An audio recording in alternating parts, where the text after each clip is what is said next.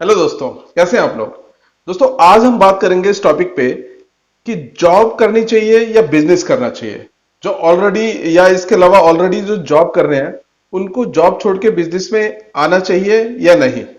दोस्तों, हम जब भी जॉब या बिजनेस के बारे में सोचते हैं तो किसी से सलाह लेते हैं, तो सलाह किसी ऐसे सीनियर पर्सन के बारे में लेते हैं जिन्होंने खुद बिजनेस कभी नहीं किया हो। तो वो बिजनेस के बारे में ऐसी ऐसी चीजें बताते हैं जो जनरली वो नेगेटिव चीजें होती हैं, जैसे कि इसमें रिस्क बहुत है। इसमें तो सबसे बड़ी बात जो वो बोलते हैं वो रिस्क है, कि मतलब इसमें कोई स्टेबिलिटी नहीं है, रिस्क है। तो हमारे दिमाग में उस चीज को लेके हमारे दिमाग में एक नेगेटिविटी बढ़ जाती है, बिजनेस को लेके एक नेगेटिविटी बन जाती है कि बिजनेस में रिस्क बहुत है। दोस्तों, अगर मैं आपसे पूछता हूं कि जॉब या बिजनेस में ज्यादा रिस्क किसमें है, तो डेफिनेटली है, मैं जानता हूं कि आपका जवाब बिजनेस ही होगा। आप कहेंगे रिस्क का मतलब बिजनेस है, कि अगर रिस्क का नाम लिया जाए तो बिजनेस ख्याल आता है।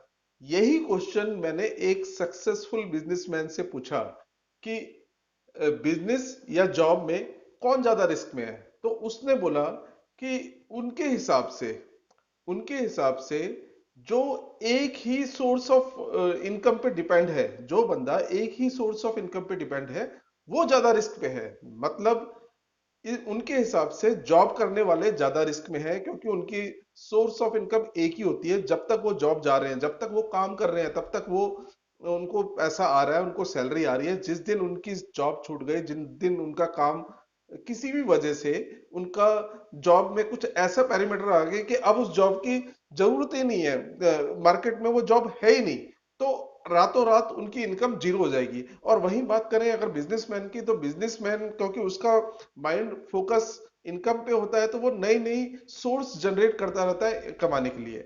तो उसके हिसाब से जो एक ही जॉब पे डिपेंड है वो ज्यादा रिस्क में है आज की डेट में।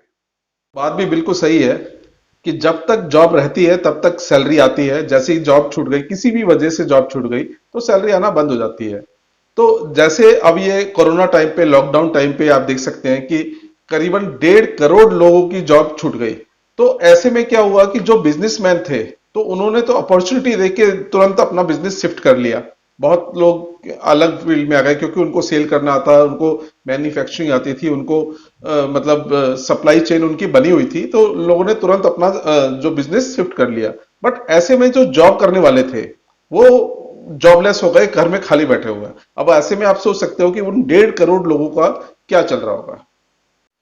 तो दोस्तों, बात अब करते हैं कि एक सफल बिजनेसमैन या एंटरप्रेनर होने के लिए आप में या किसी में भी क्या क्या क्वालिटीज होनी चाहिए। क्या वो ऐसी क्वालिटीज हैं जो बिजनेसमैन को सफल बनाती हैं। मेरे हिसाब से वो एक 3 ऐसी क्वालिटी तो मिनिमम होनी ही चाहिए जो एक बिजनेसमैन को सफल बनाती है। आइए उस पर बात करते हैं।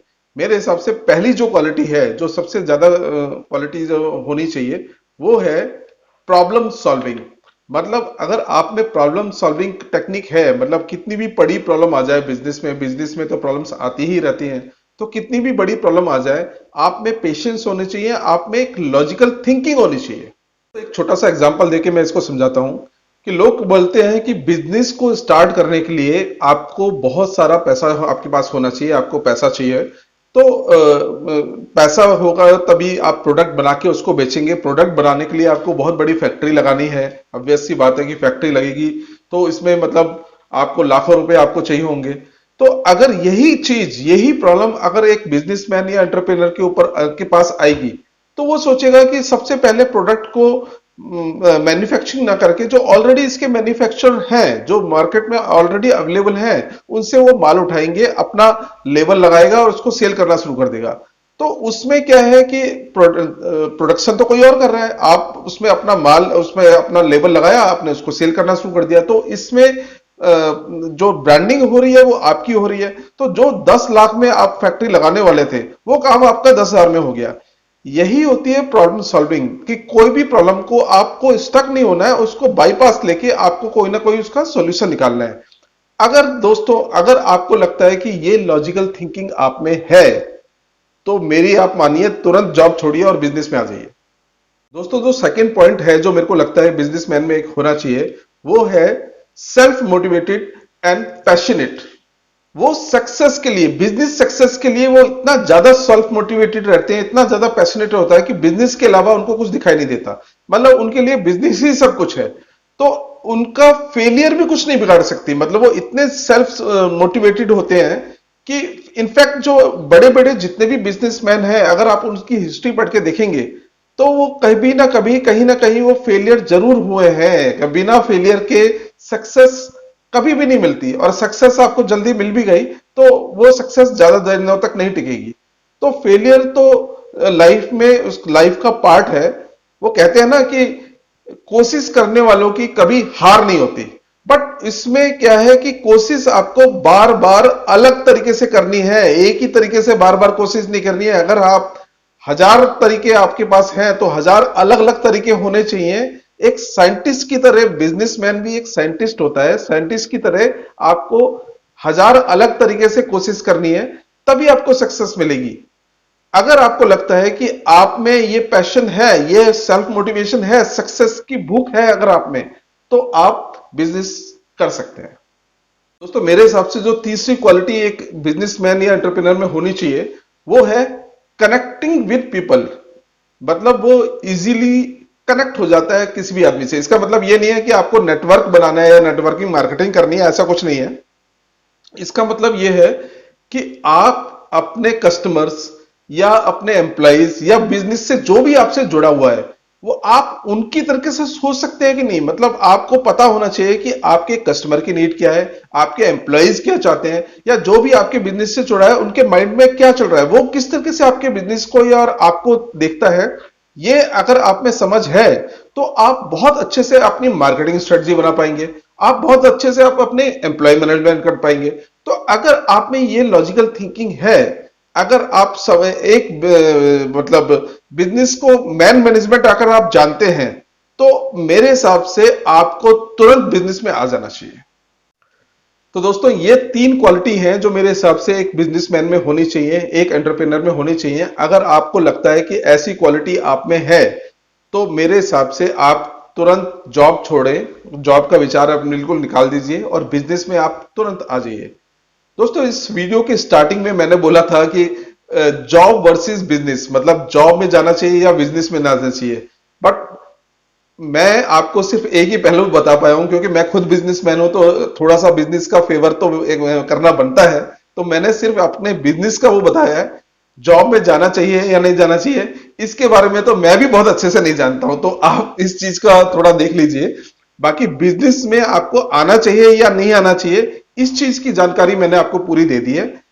तो कई बार क्या होता है कि वो क्वालिटी आपके अंदर होती है, बट कई बार जो क्वालिटीज मैंने बताई हैं वो ऑलरेडी होती हैं, बट कई बार वो पता नहीं चलती लोगों की कि वो क्वालिटी उसमें है या नहीं है।